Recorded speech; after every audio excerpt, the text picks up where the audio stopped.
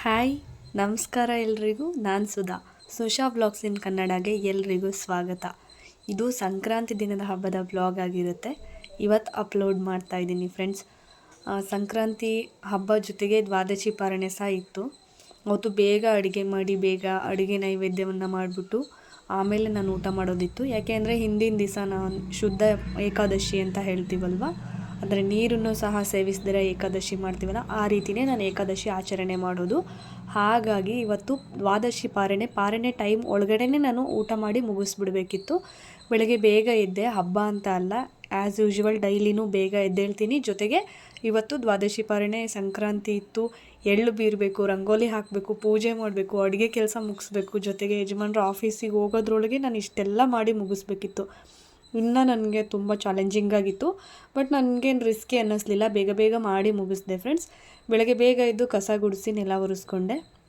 ಇನ್ನು ಸ್ನಾನ ಮುಗಿಸ್ಕೊಂಡು ಬಂದೆ ಫ್ರೆಂಡ್ಸ್. ಸ್ನಾನ ಮುಗಿಸ್ಕೊಂಡು ಬಂದು ಹಿಂದಿನ ದಿನವೇ ನಾನು ಪಾಯಸಕ್ಕೆ ಕಡಲೆಬೇಳೆ ಮತ್ತು ಬಿಸಿಬೇಳೆ ಬಾತ್ಗೆ ಅಕ್ಕಿ ಮತ್ತು ಬೇಳೆಗಳನ್ನ ನೆನೆಸಿಟ್ಟಿದ್ದೆ ಫ್ರೆಂಡ್ಸ್. ಇಲ್ಲಿ ನಾನು ಬಿಸಿಬೇಳೆ ಬಾತ್ಗೆ 2 ಥರದ ಬೇಳೆನ ಬಳಸಿದ್ದೀನಿ ಫ್ರೆಂಡ್ಸ್. ತೊಗರಿಬೇಳೆ ಮತ್ತು ಮಸೂರ್ ದಾಲ್, ಇದೆರಡನ್ನೂ ಅಕ್ಕಿ ಜೊತೆ ಮಿಕ್ಸ್ ಮಾಡಿ ಇಟ್ಟಿದ್ದೀನಿ ಫ್ರೆಂಡ್ಸ್. ನಾನು ಅಷ್ಟನ್ನು ಹಾಕಲಿಲ್ಲ, ಸ್ವಲ್ಪ ಎತ್ತಿಟ್ಟೆ, ಯಾಕೆಂದರೆ ಇದೇ ಜಾಸ್ತಿ ಆಗ್ತಿತ್ತು. ಹಾಗಾಗಿ ಇದಕ್ಕೆ ಒಂದು 4-5 ಕಪ್ಪು ನೀರನ್ನು ಮಿಕ್ಸ್ ಮಾಡಿ ಇಟ್ಟೆ ಫ್ರೆಂಡ್ಸ್. ಅಂದರೆ ದೊಡ್ಡ ಕುಕ್ಕರ್ ಅಲ್ವಾ, ಹಿಡಿಸ್ತಿತ್ತು, ಈಸಿಯಾಗಿ ಬೇಯ್ತಿತ್ತು. ಹಾಗಾಗಿ ಒಂದು 5 ಕಪ್ ನೀರಷ್ಟು ಹಾಕಿ, ಉಪ್ಪನ್ನು ಹಾಕಿ, ಟೊಮೆಟೊ ಮತ್ತು ಈರುಳ್ಳಿ ಇಷ್ಟನ್ನು ಹಾಕಿ ಬೇಯೋದಕ್ಕೆ ಇಟ್ಬಿಟ್ಟೆ ಫ್ರೆಂಡ್ಸ್. ನಾನು ಕಡಲೆಬೇಳೆ ಜೊತೆಗೆ ರವೆನ ಮಿಕ್ಸ್ ಮಾಡಿ ರವೆ ಪಾಯಸ ಮಾಡ್ತಾಯಿದ್ದೀನಿ. ಅಂದರೆ ಇವತ್ತು ಸೂರ್ಯ ದೇವನಿಗೂ ನೈವೇದ್ಯ ಮಾಡೋದಿತ್ತಲ್ವ, ಪೊಂಗಲ್ ಮಾಡಿದರೂ ಆಗ್ತಿತ್ತು. ಬಟ್ ನಾವು ಯಾವತ್ತೂ ನಾವು ಆಚರಣೆ ಮಾಡಿರೋ ಪ್ರಕಾರ ಪೊಂಗಲ್ ಅಂತ ಏನು ಸೆಲೆಬ್ರೇಟ್ ಮಾಡಲ್ಲ, ಅಂದರೆ ಪೊಂಗಲ್ನೇ ಮಾಡಬೇಕಂತ. ಹಾಗಾಗಿ ನಾನಿಲ್ಲಿ ಬಿಸಿಬೇಳೆಭಾತ್ ಜೊತೆಗೆ ಕಡಲೆಬೇಳೆ ಮತ್ತು ರವೆ ಹಾಕಿ ರವೆ ಪಾಯಸ ಮಾಡೋಣ ಅಂತ ಹೇಳಿ ರೆಡಿ ಮಾಡಿಕೊಂಡೆ ಫ್ರೆಂಡ್ಸ್. ಇನ್ನು ನಾನು ಹೊಸ್ಲು ಒರೆಸಿ ಪೂಜೆ ಮಾಡೋಣ ಅಂತ ಅಂದ್ಕೊಳ್ಳೋ ಅಷ್ಟೊತ್ತಿಗೆ ಬೇಳೆನೂ ಸ್ವಲ್ಪನೇ ಹಾಕಿದ್ದೆ, ನೀರನ್ನು ಸ್ವಲ್ಪನೇ ಕುಡಿಸಿದ್ದೆ. ಬೇಳೆ ಬೆಂದುಬಿಟ್ಟಿತ್ತು ಫ್ರೆಂಡ್ಸ್. ಹಾಗಾಗಿ ನಾವು ಒಲೆ ಖಾಲಿ ಇರುತ್ತೆ, ಇನ್ನು ಒಳಗಡೆ ರಂಗೋಲಿ ಹಾಕೋದಕ್ಕೆ ಹೋದರೆ ಈ ಕಡೆ ಅಟ್ಲೀಸ್ಟ್ ಈ ಶೇಂಗಾ ಮತ್ತು ಅವರೆ ಕಾಳು ಮತ್ತು ಗೆಣಸಾದರೂ ಬೇಯುತ್ತೆ ಅಂತೇಳಿ ಅದನ್ನು ಬೇಯಿಸೋದಕ್ಕೆ ಇಟ್ಟು ಬಂದೆ ಫ್ರೆಂಡ್ಸ್.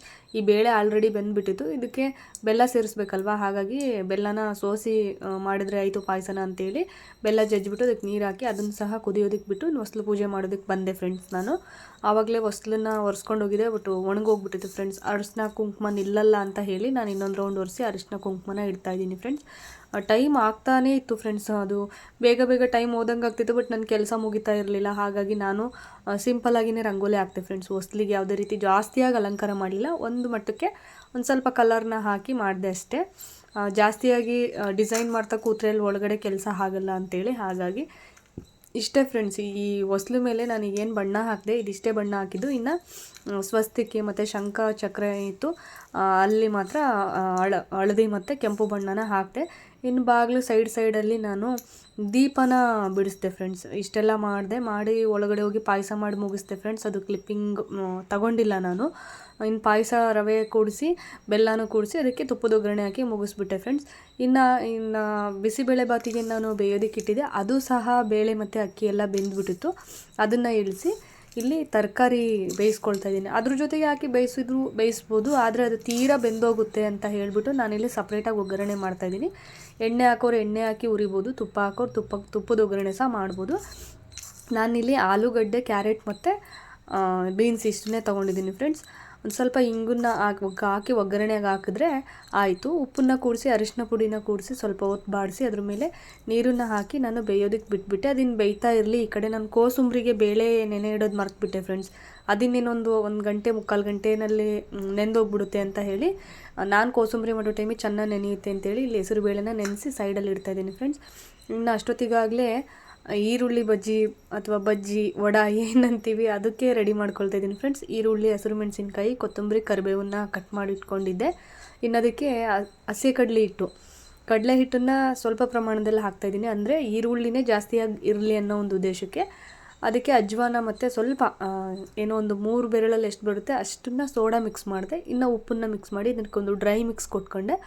ಇದು ಒಣದಾಗಿ ಮಿಕ್ಸ್ ಮಾಡ್ಕೊಂಡಿದ್ದಾದಮೇಲೆ ಸ್ವಲ್ಪನೇ ನೀರು ಸೇರಿಸ್ಕೊಂಡು ಗಟ್ಟಿಯಾಗಿಯೇ ಕಲಿಸ್ಕೊಂಡೆ ಫ್ರೆಂಡ್ಸ್. ಆಮೇಲೆ ಅದು ನಾನು ರಂಗೋಲಿ ಎಲ್ಲ ಹಾಕಿ ಒಳಗಡೆ ಬರೋ ಹೊತ್ತಿಗೆ ಅಂದರೆ ರಂಗೋಲಿ ಹಾಕಿ ಬಂದೆ ಫ್ರೆಂಡ್ಸ್. ಬಣ್ಣ ತುಂಬೋದೊಂದು ಬಾಕಿ ಇತ್ತು, ಇದಿಷ್ಟು ಮಾಡೋಗೋಣ ಅಂತೇಳಿ ಮತ್ತೆ ಒಳಗಡೆ ಬಂದೆ ನಾನು. ಇನ್ನು ಗಟ್ಟಿಯಾಗಿ ನಾದಿಟ್ಟು ಒಳಗಡೆ ಹೋದೆ ಫ್ರೆಂಡ್ಸ್, ನಾನು ಇನ್ನು ಕೆಲಸ ಮಾಡಿ ಮುಗಿಸೋಣ ಅಂತ. ಅಷ್ಟೊತ್ತಿಗಾಗಲೇ ಇಲ್ಲಿ ತರಕಾರಿಗಳೆಲ್ಲ ಚೆನ್ನಾಗಿ ಬಂದಿತ್ತು. ಇಲ್ಲಿ ಮನೆಯಲ್ಲೇ ಮಾಡಿರ್ತಕ್ಕಂಥ ಬಿಸಿಬೇಳೆಭಾತ್ ಪೌಡರ್ನ ನಾನು ಇದಕ್ಕೆ ಒಂದು ಚಮಚ ಅಷ್ಟು ಮಿಕ್ಸ್ ಮಾಡ್ತಾಯಿದ್ದೀನಿ. ಇನ್ನು ಇದು ಕುದೀಲಿ ಅಂತೇಳಿ ಕುದಿಯೋದಕ್ಕೆ ಬಿಟ್ಟೆ ಫ್ರೆಂಡ್ಸ್. ಹುಣಸೆ ರಸನ ಕೊನೆಯಲ್ಲಿ ಹಾಕ್ತಾಯಿದ್ದೀನಿ, ಯಾಕೆಂದರೆ ಮೊದಲಿಗೆ ಹಾಕಿದರೆ ತರಕಾರಿ ಬೇಯೋದು ಸ್ವಲ್ಪ ಲೇಟ್ ಆಗುತ್ತೆ, ಹಾಗಾಗಿ ಕೊನೆಯಲ್ಲಿ ಹುಣಸೆ ರಸನ ಹಾಕಿದೆ. ಇನ್ನು ನಾನು ಆವಾಗಲೇ ಹೇಳ್ದಂಗೆ ಚೂರು ಖಾರದ ಪುಡಿನೂ ಸಹ ಇದಕ್ಕೆ ಮಿಕ್ಸ್ ಮಾಡ್ಕೊಂಡಿದ್ದೆ. ಒಣ ಮೆಣಸಿನ್ಕಾಯಿನ ಹಾಕಿ ನಾನು ಇಲ್ಲಿ ಒಗ್ಗರಣೆ ಕೊಡ್ತಾಯಿಲ್ಲ. ಹಾಗಾಗಿ ಇಲ್ಲಿ ಬೇಳೆ ಅಕ್ಕಿ ಏನು ಬೆಂದಿತ್ತಲ್ವ, ಅದಕ್ಕೇನೆ ನಾನು ಮಾಡಿಟ್ಕೊಂಡಿರ್ತಕ್ಕಂಥ ತರಕಾರಿನೇನು ಬೇಯಿಸಿಟ್ಕೊಂಡಿದ್ದೆ ಅಲ್ವಾ, ಅದನ್ನು ಸೇರಿಸಿ ಮಿಕ್ಸ್ ಕೊಡ್ತಾಯಿದ್ದೀನಿ. ಸ್ವಲ್ಪ ತೆಳ್ಳಗಿದ್ದಾಗಲೇ ಇದಕ್ಕೆ ಮಿಕ್ಸ್ ಮಾಡಿದೆ ಫ್ರೆಂಡ್ಸ್. ಬಿಸಿಬೇಳೆಭಾತು ತಣ್ಣಗಾದ್ಮೇಲೆ ತೀರಾ ಗಟ್ಟಿ ಅನಿಸುತ್ತೆ. ಇನ್ನು ಮಧ್ಯಾಹ್ನ ಅಷ್ಟೊತ್ತಿಗೆಲ್ಲ ಅದು ತುಂಬ ಅಂದರೆ ತುಂಬ ಉಪ್ಪಿಟ್ಟು ಥರ ಗಟ್ಟಿಯಾಗಿಬಿಡುತ್ತೆ ಫ್ರೆಂಡ್ಸ್. ಹಾಗಾಗಿ ಸ್ವಲ್ಪ ನೀರು ಥರನೇ ಇದ್ದಾಗಲೇ ಅದಕ್ಕೆ ಮಿಕ್ಸ್ ಮಾಡಿಕೊಂಡೆ. ತೆಳ್ಳಗೆ ಇರಲಿ ಬಿಸಿಬೇಳೆಭಾತ್ ಅಂತ, ಬಿಸಿ ಬಿಸಿಯಾಗಿದ್ದರೆ ತಿನ್ನೋದಕ್ಕೆ ಚೆನ್ನಾಗಾಗುತ್ತೆ.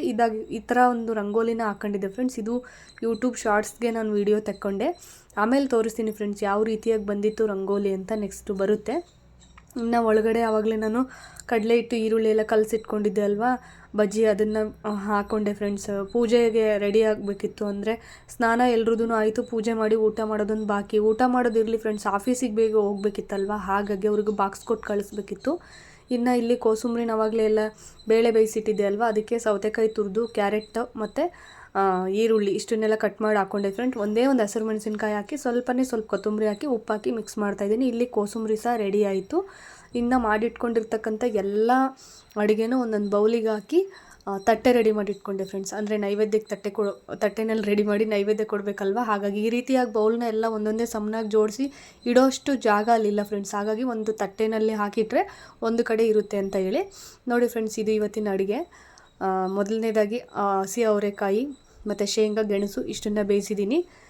ಬಿಸಿಬೇಳೆಭಾತ್, ಪಾಯಸ, ಕೋಸಂಬರಿ, ಅನ್ನ ಅಂದರೆ ವೈಟ್ ರೈಸ್, ಜೊತೆಗೆ ಸ್ವಲ್ಪ ಬಜ್ಜಿ, ಇನ್ನು ಎಳ್ಳು ಬೆಲ್ಲ, ಆಮೇಲೆ ಕಬ್ಬು ಫ್ರೆಂಡ್ಸ್. ಕಬ್ಬು ಸ್ವಲ್ಪ ಧೂಳಾಗಿತ್ತು, ಅದನ್ನು ನೀಟಾಗಿ ಉಜ್ಜಿ ತೊಳೆದು ಇಲ್ಲಿ ಅರೇಂಜ್ ಮಾಡಿ ಇಟ್ಕೊಂಡಿದ್ದೀನಿ ಫ್ರೆಂಡ್ಸ್. ಈ ರೀತಿಯಾಗಿ ತಟ್ಟೆನ ರೆಡಿ ಮಾಡಿ ಇಟ್ಕೊಂಡು ದೇವ್ರ ನೈವೇದ್ಯಕ್ಕೆ ಅಂತ ಇಟ್ಟೆ. ತುಂಬ ಅಂದರೆ ತುಂಬ ಸರಳವಾಗಿ ಪೂಜೆ ಮಾಡಬೇಕು ಫ್ರೆಂಡ್ಸ್. ಜಾಸ್ತಿ ವಿಗ್ರಹಗಳನ್ನಾಗಲಿ ಫೋಟೋಗಳನ್ನಾಗಲಿ ಇಟ್ಕೊಳ್ಳೋಷ್ಟು ಜಾಗ ದೇವ್ರ ಮನೆಯಲ್ಲಿಲ್ಲ, ಯಾಕೆಂದರೆ ಸಣ್ಣ ಕಬೋರ್ಡ್ ಟೈಪ್ ಕೊಟ್ಟಿದ್ದಾರಲ್ವ, ಅದರಲ್ಲೇ ನೋಡಿ ಈ ತಟ್ಟೆ ಸಂಪೂರ್ಣವಾಗಿ ಸಹ ಅದ್ರ ತಳಭಾಗ ಇಡಿಸ್ತಾ ಇಲ್ಲ, ಅಷ್ಟೇ ಅಗಲ ಇರೋದು ಅಲ್ಲಿಗೆ. ಹಾಗಾಗಿ ಅದಿಷ್ಟನ್ನೇ ಸಿಂಪಲ್ಲಾಗಿಟ್ಟು, ಇಷ್ಟೇ ಚಿಕ್ಕದಾಗಿ ನಾನು ಯಾವತ್ತೂ ದೇವ್ರ ಪೂಜೆ ಮಾಡ್ಕೊಳ್ಳೋದು. ಇಷ್ಟೇ ಚಿಕ್ಕದಾಗಿಯೇ ಫೋಟೋಗಳು ಮತ್ತು ವಿಗ್ರಹಗಳನ್ನ ಇಷ್ಟಿಷ್ಟೇ ಚಿಕ್ಕದಾಗಿ ಇಟ್ಕೊಂಡು ಪೂಜೆ ಮಾಡ್ತೀನಿ ಫ್ರೆಂಡ್ಸ್. ಇದಾಗಿತ್ತು ಫ್ರೆಂಡ್ಸ್ ವಿಡಿಯೋ. ಈ ರೀತಿಯಾಗಿ ರಂಗೋಲಿ ಹಾಕಿದೆ. ಇನ್ನು ಸೂರ್ಯ ದೇವನಿಗೆ ಪೂಜೆ ಮಾಡಬೇಕಂತ ಹೇಳಿದೆ ಅಲ್ವಾ, ಒಳಗಡೆ ನೈವೇದ್ಯವನ್ನು ಕೊಟ್ಟು ಆದಮೇಲೆ ಹೊರಗಡೆನೂ ಸಹ ಸೂರ್ಯ ದೇವನಿಗೆ ನೈವೇದ್ಯವನ್ನು ಇಡಬೇಕು. ಇವತ್ತು ಉತ್ತರಾಯಣ ಪುಣ್ಯಕಾಲ ಅಂತ ಹೇಳ್ತಾರಲ್ವ, ಹಾಗಾಗಿ ಇವತ್ತಂತ ಅಲ್ಲ ಫ್ರೆಂಡ್ಸ್, ನಾನು ನಾರ್ಮಲಿ ಡೈಲಿ ಪೂಜೆ ಮಾಡಬೇಕಾದ್ರೂ ಆಗಲಿ ಸೂರ್ಯ ದೇವನಿಗೆ ನಮಸ್ಕಾರ ಮಾಡಿ, ಕೆಲವೊಮ್ಮೆ ಒಂದೊಂದು ಸಾರಿ ನಾನು ತುಂಬ ಟೈಮ್ ಇತ್ತು ಅಂದರೆ ಅರ್ಘ್ಯ ಕೊಟ್ಟು ಪೂಜೆ ಮಾಡ್ತೀನಿ. ಮ್ಯಾಕ್ಸಿಮಮ್ ಪೂಜೆ ಮಾಡ್ತೀನಿ ಫ್ರೆಂಡ್ಸ್, ಯಾವತ್ತಾದರೂ ಒಂದಿನಾದರೂ ಮಾಡ್ತೀನಿ. ಅಂದರೆ ಇವತ್ತು ಹಬ್ಬ ಅಂತ ಮಾತ್ರ ಪೂಜೆ ಮಾಡೋದಲ್ಲ, ಆ ವಿಷಯವಾಗಿ ನಾನು ಹೇಳ್ತಾ ಇರೋದು. ಇವತ್ತು ಉತ್ತರಾಯಣ ಪುಣ್ಯಕಾಲ ಅಂತ ಹೇಳಿ ಸ್ವರ್ಗದ ಬಾಗಿಲು ತೆಗೆದಿರುತ್ತೆ ಅಂತ ಹೇಳ್ತಾರೆ. ದ್ವಾದಶಿ ಪಾರಣೆ, ನೆನ್ನೆ ಎಲ್ಲ ಏಕಾದಶಿ ಉಪವಾಸ, ಹಾಗಾಗಿ ಇವತ್ತಿದು ಪೂಜೆ ಮಾಡೋಣ ಅಂಥೇಳಿ ದೇವರಿಗೂ ಸಹ ನೈವೇದ್ಯ ಫ್ರೆಂಡ್ಸ್. ಒಳಗಡೆ ಯಾವ ರೀತಿ ತಟ್ಟೆನ ರೆಡಿ ಮಾಡಿಕೊಂಡೆ ಅದೇ ರೀತಿಯಾಗಿ ಇಲ್ಲಿ ಒಂದು ಚಿಕ್ಕ ಪ್ಲೇಟ್ನಲ್ಲಿ ಆ ಎಲ್ಲ ಪೂಜೆಗೆ ಅಲ್ಲೇನು ಒಳಗಡೆ ದೇವ್ರ ಪೂಜೆಗೆ ಇಟ್ಟಿದ್ದೆ ಅದನ್ನೆಲ್ಲ ಸೇಮ್ ಸ್ವಲ್ಪನೇ ತೆಗೆದು ಪ್ಲೇಟಲ್ಲಿ ಇಟ್ಕೊಂಡು ನೈವೇದ್ಯ ಮಾಡ್ತಾಯಿದ್ದೀನಿ ಫ್ರೆಂಡ್ಸ್. ಇಲ್ಲಿ ಕಾಯಿ ಹೊಡಿಬೇಕಲ್ವಾ, ಹಾಗಾಗಿ ಆವಾಗಲೇ ಸೂರ್ಯದೇವನಿಗೆ ಅರ್ಘ್ಯ ಕೊಡೋದಕ್ಕೆ ನೀರು ತೊಗೊಂಡು ಬಂದಿದ್ದೆ. ಆ ನೀರನ್ನ ಚೆಲ್ಬಿಟ್ಟು ಕಪ್ನ ಕೊಡ್ತಾಯಿದ್ದೀನಿ. ಗಿಡಗಳಿಗೆ ನೀರು ಹಾಕಿದರೆ ಕೆಳಗಡೆ ಪಾಟಲ್ಲಿ ಸ್ವಲ್ಪ ಹೋಲ್ ಮಾಡಿರ್ತೀವಲ್ಲ ಫ್ರೆಂಡ್ಸ್, ಕೆಳಗಡೆ ನಾನು ರಂಗೋಲಿ ಇಟ್ಟಿದ್ದೀನಿ, ನೆನಪಿಲ್ಲ, ಸಡನ್ನಾಗಿ ಸುರು ಬಿಟ್ಟೆ ನೀರನ್ನ, ಕೆಳಗಡೆ ನೀರು ಸೋರ್ತಾಯಿತ್ತು, ಹಾಗಾಗಿ ರಂಗೋಲಿನ ತೆಗೆದು ಸೈಡಲ್ಲಿ ಇಟ್ಕೊಂಡೆ. ಇನ್ನು ಯಜಮಾನ್ರು ಕಾಯಿ ಹೊಡೆದು ಪೂಜೆ ಮಾಡಿದ್ರು ಫ್ರೆಂಡ್ಸ್. ಆ ಕಾಯಿ ನೀರು ಸಹ ಕಪ್ಪಲ್ಲಿ ಹಾಕಿ ಇಟ್ಟಿದ್ದಾಯಿತು. ಇನ್ನು ಅದನ್ನೆಲ್ಲ ಪೂಜೆ ಮುಗಿಸಿ ಕಾಯಿ ನೀರನ್ನು ಕುಡ್ಕೊಂಡು ಒಳಗಡೆ ಬಂದು ಫ್ರೆಂಡ್ಸ್.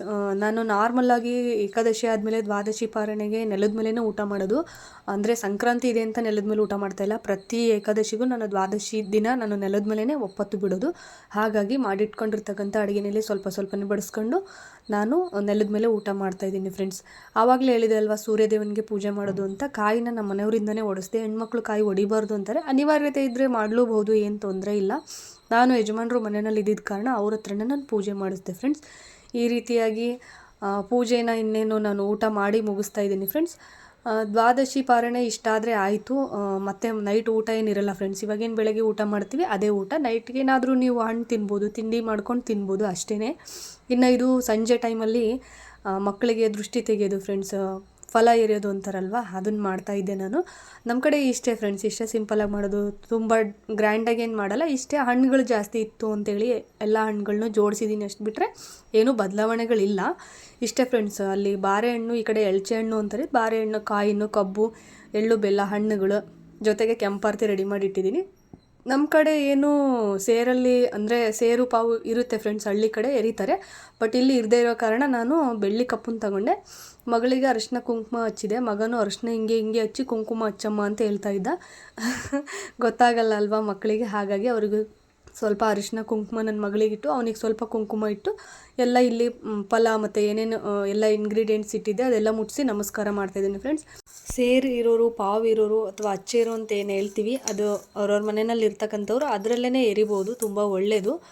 ವ್ಯವಸ್ಥೆ ಇಲ್ಲದೆ ಇರೋರು ಒಂದು ಸಣ್ಣ ಕಪ್ಪು ತಗೊಂಡು ಮಾಡ್ಕೋಬೋದು. ಬೆಳ್ಳಿ, ಬಂಗಾರ, ಕಂಚು, ಹಿತ್ತಾಳೆ, ತಾಮ್ರ ಅಂತ ಏನೂ ಇಲ್ಲ. ನಿಮ್ಗೆ ಯಾವುದ್ರಲ್ಲಿ ಅನುಕೂಲ ಇದೆಯೋ ಅದನ್ನೇ ಎರೀರಿ, ಮಕ್ಕಳಿಗೆ ತುಂಬ ಒಳ್ಳೆಯದಾಗುತ್ತೆ. ನಾನು ಯಾವತ್ತೂ ಆಚರಣೆ ಮಾಡಿಲ್ಲ ಅನ್ನೋರು ಸಹ ಮಾಡ್ಬೋದು, ಏನೂ ತೊಂದರೆ ಇಲ್ಲ. ಯಾಕಂದರೆ ದೊಡ್ಡವರು ಇಲ್ಲದೆ ಇರೋ ಮನೆಯಲ್ಲಿ ಗೊತ್ತಿರಲ್ಲ ಅಲ್ವಾ. ಇವಾಗ ಸೋಷಿಯಲ್ ಮೀಡಿಯಾ ತುಂಬ ಆ್ಯಕ್ಟಿವ್ ಇರೋದ್ರಿಂದ ಎಲ್ಲರೂ ಈ ರೀತಿಯಾಗಿ ಒಳ್ಳೆಯದನ್ನು ಹೇಳಿದಾಗ ಅದನ್ನು ಅಳವಡಿಸ್ಕೊಳ್ಳೋದೇನೂ ತಪ್ಪಿಲ್ಲ. ಇನ್ನು ಫಲ ಕೂಡ ಎರೆದೆ ಫ್ರೆಂಡ್ಸ್. ಇಲ್ಲಿ ಮಗಳಿಗೆ ಹೊಡಿತಾ ಇದ್ದಾನೆ, ಗಲಾಟೆ ಮಾಡಬೇಡ, ಸುಮ್ಮನೆ ಕೂತ್ಕೋ, ಅಂದರೆ ಫಲ ಎರೆದಿದ್ದನ್ನು ತಿನ್ನಬಾರ್ದು, ಅಂಬಾಗೆ ಕೊಡಬೇಕು, ಇಲ್ಲ ಗಿಡಗಳಿಗೆ ಹಾಕಬೇಕು ಅಂತ ಹೇಳಿದ್ನಲ್ಲ, ಅವನಿಗೆ ಅರ್ಥ ಆಯಿತು. ಬಟ್ ನನ್ನ ಮಗಳು ತುಂಬ ಚಿಕ್ಕವಳಾಗಿದ್ದರಿಂದ ಅವಳಿಗೆ ಅರ್ಥ ಆಗಲ್ಲ. ಹಾಗಾಗಿ ತುಂಬ ಅಂದರೆ ತುಂಬ ಖುಷಿಪಟ್ಟರು ಮಕ್ಕಳು. ಇನ್ನು ಕೆಂಪಾರತಿ ಮಾಡಿ ಮುಗಿಸ್ದೆ ಫ್ರೆಂಡ್ಸ್ ನಾನು. ಇದು ಯೂಟ್ಯೂಬ್ ಶಾರ್ಟ್ಸ್ಗೆ ತೆಗೆದಿದ್ದು ಫ್ರೆಂಡ್ಸ್, ಹಾಗಾಗಿ ಇದನ್ನು ಹೀಗೆ ಹಾಕ್ತಾಯಿದ್ದೀನಿ. ಅಂದರೆ ಮರ್ತೋಗ್ಬಿಟ್ಟಿದೆ ಫ್ರೆಂಡ್ಸ್, ನಾನು ಲಾಂಗ್ ವಿಡಿಯೋಗೆ ಮೊಬೈಲ್ನ ಸರಿಯಾಗಿ ಇಟ್ಟಿದ್ದೀನಿ ಬಿಡು ಅಂದ್ಕೊಂಡು ಈ ಕೆಲಸದಲ್ಲಿ ನಾನು ಬ್ಯುಸಿ ಆಗಿಬಿಟ್ಟೆ. ಇನ್ನು ಎಲ್ಲ ಫಲ ಎರೆದಿದ್ದಾದಮೇಲೆ ಕೆಂಪು ನೀರನ್ನ ಮಾಡಿ ಮುಗಿಸಿ ನನ್ನ ಮಕ್ಕಳಿಗೆ ನಾನೇ ದೃಷ್ಟಿ ತೆಗೆದೆ. ಯಾಕೆಂತಂದರೆ ಯಾರೂ ಜನಗಳು ನನಗೆ ಸಿಗಲಿಲ್ಲ, ಎಲ್ಲ ಹಬ್ಬದಲ್ಲಿ ಬೇರೆ ಬೇರೆ ಊರುಗಳಿಗೆ ಹೋಗಿದ್ರು. ಇನ್ನು ಮಕ್ಳಿಗೆ ಫಲ ಎರೆದಿದ್ದಾದಮೇಲೆ ಒಂದು ವಿಡಿಯೋ ತಗೊಂಡೆ ಫ್ರೆಂಡ್ಸ್, ಈ ರೀತಿಯಾಗಿತ್ತು. ಫಲ ಎರೆದಿದ್ದನ್ನು ನಮ್ಮ ಮಕ್ಕಳು ತಿನ್ನಬಾರ್ದು, ಅಂದರೆ ಯಾವ ಮಕ್ಕಳಿಗೆ ದೃಷ್ಟಿ ತೆಗೆದಿರ್ತೀವೋ ಆ ಮಕ್ಕಳು ತಿನ್ನಬಾರ್ದು, ಬೇರೆ ಮಕ್ಕಳು ತಿನ್ನಬೇಕು, ಇಲ್ಲ ಹಸು ಕೊಡಬೇಕು, ಇಲ್ಲ ಗಿಡಗಳಿಗೆ ಚೆಲ್ಲಬೇಕು ಅಂತಾರೆ. ಇಲ್ಲಿ ಬೇರೆ ಮಕ್ಕಳಿಗೆ ಕೊಡೋಕ್ಕೆ ವ್ಯವಸ್ಥೆ ಇಲ್ಲ, ಅಂದರೆ ಯಾರಿಗೋ ದೃಷ್ಟಿ ತೆಗೆದಿದ್ದನ್ನು ನಮ್ಮ ಮಕ್ಕಳಾಗಿ ತಿನ್ನಬೇಕು ಅನ್ನೋ ಮನಸ್ಥಿತಿಯವರು ಇರ್ತಾರೆ. ಅಂದರೆ ಅವ್ರಿಗಿರ್ಬೋದು, ಈ ಮಕ್ಕಳಿಗೇನಾದರೂ ಆಗಿಬಿಡ್ಬೋದು ಅಂತಕ್ಕಂಥ ಭಯದಿಂದ ಹೇಳಿರ್ಬೋದು. ಆ ರೀತಿಯಾಗಿ ನಾನು ಯಾವುದನ್ನು ಇನ್ವೈಟ್ ಮಾಡೋಕ್ಕೆ ಹೋಗಲಿಲ್ಲ ಯಾರನ್ನು. ಸಿಂಪಲಾಗಿ ನಾನೇ ಮಾಡಿ ಮುಗಿಸ್ದೆ ಅಷ್ಟೇ. ಇನ್ನು ಇದನ್ನು ಎತ್ತಿ ಹೊರಗಡೆ ಇಟ್ಟೆ ಫ್ರೆಂಡ್ಸ್. ಬೆಳಗ್ಗೆ ಎದ್ದು ನೋಡೋ ಅಷ್ಟೊತ್ತಿಗೆ ಕಪ್ಪಿರುವೆ ಎಲ್ಲ ಮುತ್ಕೊಂಡು ತಿಂತಾಯಿತ್ತು. ಅದನ್ನ ಇನ್ನೇನು ಹಸು ಕೊಡೋದು ಅಂತ ಹೇಳಿ ಹಾಗೆ ಇಟ್ಬಿಟ್ಟೆ. ಕಪ್ಪಿರುವೆ ಎಲ್ಲ ಕಡಿಮೆ ಆದಮೇಲೆ ಗಿಡದ ಬುಡಕ್ಕೆ ಹಾಕಿದ್ರಾಯಿತು ಅಂತ ಹೇಳಿ. ಇಷ್ಟೇ ಫ್ರೆಂಡ್ಸ್, ಇದು ನಮ್ಮ ಮನೆಯಲ್ಲಿ ಸಂಕ್ರಾಂತಿಯ ಆಚರಣೆ ಹೇಗಿತ್ತು ಅನ್ನೋದ್ರ ಬಗ್ಗೆ ಒಂದು ಸಣ್ಣ ವಿಡಿಯೋ ಆಗಿರುತ್ತೆ.